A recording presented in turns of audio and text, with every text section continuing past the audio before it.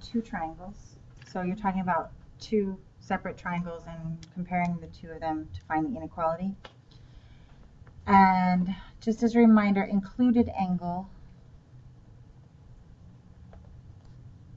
If I have a triangle and I'm talking about these two sides, the included angle is between them. Okay, so that's what we mean by included angle, is the angle between the two sides that we're talking about.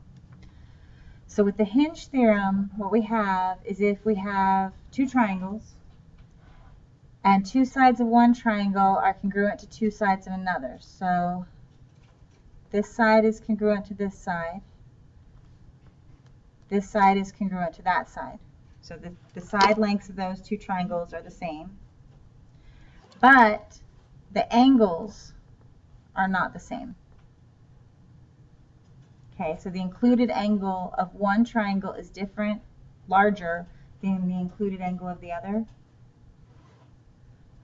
That's going to make the other sides different lengths. So what will happen at that point is that BC will be greater than EF because angle A is greater than angle D. So actually, let me write this a little bit different.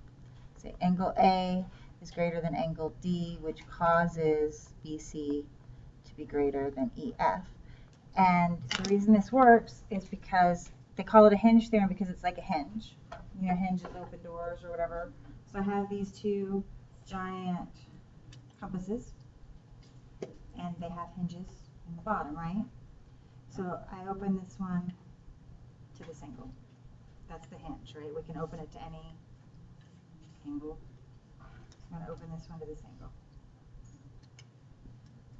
If I open this one to a larger angle, the lengths of the pieces, they're identical, right? They're the same length. But if I connected them with a string across the top, the string of the smaller angle would be shorter than the string of the larger angle. And that's how this works. If these were triangles, these lengths can be the same, but because the angles are different, it makes that third side different. And so that's really what it is. It's opening up a hinge. You open up the hinge, the further you open it, the bigger the opening, so the longer the connector would be. Does that make sense? So when you're comparing these triangles, you identify the two sides that are the same. So you identify those, and then you look at the angle in between those, and that tells you the relationship between the opposite sides across from the angles.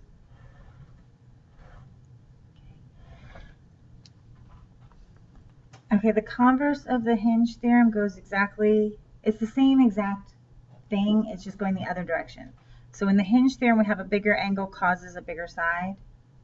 And in this one, we have the sides, which give us a bigger angle. So we still have the same situation going where we have two sides that are the same length, here and here.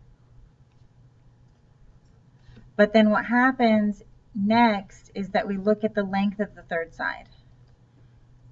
And that affects the included angle. So if you look at the lengths of the third sides, the fact that BC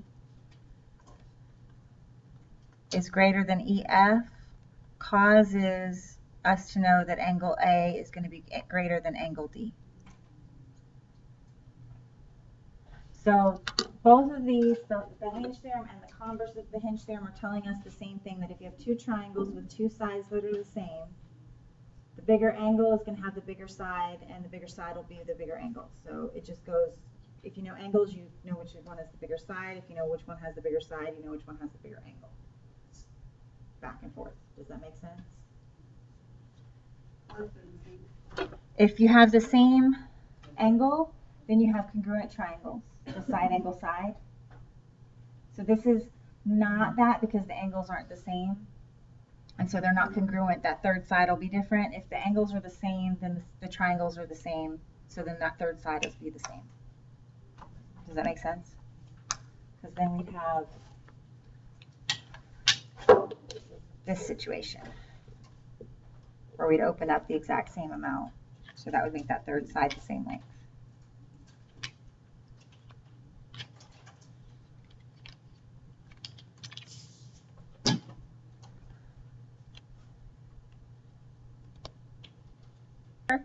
The given measures. So we're going to look at, we want to compare WX and XY. So here's WX and here's XY. These are the ones we're comparing.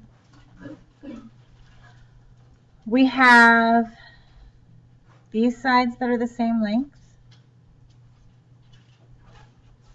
And then this side in the middle, because it's itself, it's the same length as itself, correct? But why does one say 51 and the other 55? These angles are not the same. Oh, okay. The lengths of the sides are the same. Okay. But then we go to the angles, and I have a 51 and a 55. The 55 is across from XY. The 51 is across from WX. So which one of these is bigger? The 55? The 55. This one's bigger. So you would say XY is greater than WX. Or you could say WX was smaller than XY. Whichever, those are both correct. All right, looking at this situation, we've got a trapezoid that's being cut into a triangle. This side is the same length as this side, and this side is the same as itself. And then we look at this length and this length. Now, this one, to find the angle, the included angle, it's always in between the two sides. So if you were to highlight between the two colors. Okay, so this side is across from this angle. This side is across from this angle. So which angle is bigger? Yeah, so BFC, that's this one. So I could say is less than BFC. Or if you want, if it's easier for you, you can letter these. Let's use X and Y instead of A, B, and C because we've got it. And I could say angle X is greater than angle Y, if that makes it easier to comprehend. You can always label them. You can label them with numbers, you can label them with letters. You could put like angle smiley face and angle flower if you want to. Right? And so I can say angle smiley is greater than angle flower. We can also do this with two triangles. If we look, we have one side that's 12, another side that's 12, one side that's 15, another side that's 15. I have 60. Can you just go back 1 second? Yeah. Let me pause that. Okay, so I have a 61-degree angle and a 72-degree angle. So we're comparing these sides. So which side is bigger? JK or MQ? Yeah, so JK greater than MQ. Again, if you would rather do less than instead of greater than for whatever reason, you can do that too. And then I have SRT. So I have an 8 and I have an 8. This side is the same length because it's shared sides. Shared sides are always the same length. I have a 6 and an 11. So we're going to be talking about these angles here, which if you'd like to call them something else, oops, that's not legible. You can call them X and Y. You can call them A and B, 1 and 2, whatever you want to call them. So that'll be angle X. This will be angle Y. Which one's going to be bigger? Angle Y. So using our letters here, SRT is the same as X. So VRT is Y. So if you like the letters, you can use the letters. If you want to label them something else, feel free to do that also. Page 39. And we've got BXA. BXA is this angle right here. So I'm going to call that, what do you guys want to call it? Angle smiley. Okay, so that's angle smiley. And then DXA is this angle here. So we will call that angle heart. Okay. So we're going to look at the fact that these two are the same length. They're both 3. This is a shared side, so that's the same length. I have an 8 and a 6. So which one's bigger? Smiley or heart? Heart.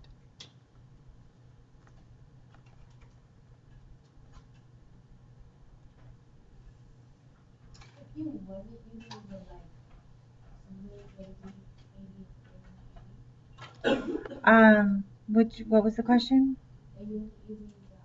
The smiley and the heart? It would be angle DXA is greater than angle BXA. So you have to go in order BXA, where the center letter is the point of the vertex. Okay. You put what angle? What was that? Is that greater and less than? Yeah, greater. So if I use the symbols heart and smiley, heart is greater than smiley. If I use the letters D, X, and A, so DXA is this angle down here. It's across from the 8, and then BXA. So the center letter is always the point that's the vertex. Okay. Now if I have BC and DC,